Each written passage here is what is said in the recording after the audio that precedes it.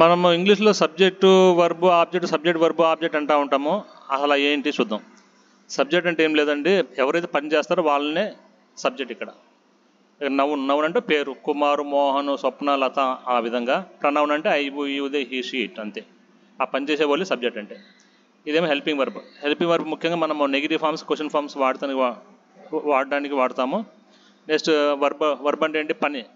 పని అంటే go, come, రావడం, తినడం, తాగడం, గో, కమ్, డ్రింక్, ఆ విధంగా. Next object. ఆబ్జెక్ట్ అంటే వర్బ్తో మీనింగ్ఫుల్ సంబంధం ఉన్నది ఆబ్జెక్ట్ అంటే. తర్వాత టైం వస్తుంది. ఇక్కడ చూడండి, subject I, helping verb yam, playing, object cricket, now. ఇక్కడ ప్లేయింగ్ క్రికెట్ అంటే వర్బ్ తర్వాత ఆబ్జెక్ట్. ఈ ఆబ్జెక్ట్కి వర్బ్కి సంబంధం ఉండాలి. Playing cricket, playing football. ఇక్కడ ఫుట్బాల్, క్రికెట్, కబడ్డీ ఏదో ఒకటి రావాలి.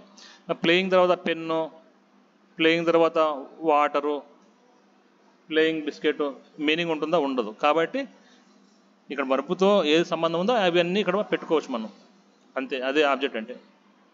తర్వాత ఐఎమ్ ఈటింగ్, తింటున్నాను. ఈటింగ్ ఏం రావాలి ఇక్కడ? ఈటింగ్ ఉప్మానో, ఈటింగ్ చపాతి, ఈటింగ్ బిర్యానీ, ఆ విధంగా రావాలి. అంతేగాని అంటే ఆ విధంగా సంబంధం ఉన్నాయి మాత్రమే రావాలి. అదే ఆబ్జెక్ట్ అంటే. చివర టైం వస్తుంది, అంతే. Use of colours in sentence formation.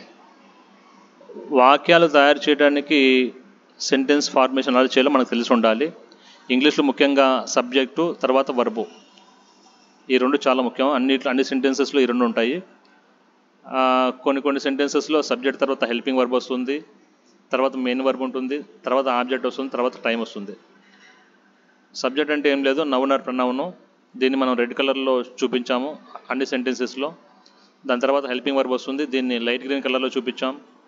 తర్వాత మెయిన్ వర్బ్ వస్తుంది, దీన్ని థిక్ గ్రీన్ కలర్లో చూపించాము. తర్వాత ఆబ్జెక్ట్ వస్తుంది, దీన్ని రెడ్ కలర్లో చూపించాం. ఆబ్జెక్ట్ అంటే నౌన్ ఆర్ ప్రనౌన్.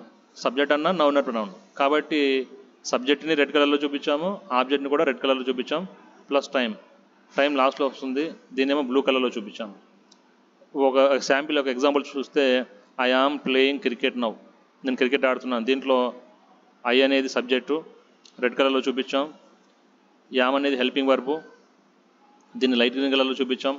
ప్లేయింగ్ అనేది మెయిన్ వర్బు, దీన్ని థిక్ గ్రీన్ కలర్లో చూపించాం. క్రికెట్ అనేది మళ్ళీ ఆబ్జెక్టు, దీన్ని రెడ్ కలర్లో చూపించాం. నవ్ అనేది టైం, దీన్నేమో బ్లూ కలర్లో చూపించాం. మీకు నెక్స్ట్ రాబోయే క్లాసెస్లో అన్ని క్లాసెస్లో సబ్జెక్టు రెడ్ కలర్లో, హెల్పింగ్ వర్బ్ లైట్ గ్రీన్ కలర్లో, మెయిన్ వర్బ్ థిక్ గ్రీన్ కలర్లో, ఆబ్జెక్టు రెడ్ కలర్లో, టైము బ్లూ కలర్లో ఉంటాయి. గమనించుకోండి. ఈ విధంగా మీరు ఈజీగా అర్థం చేసుకోవచ్చు.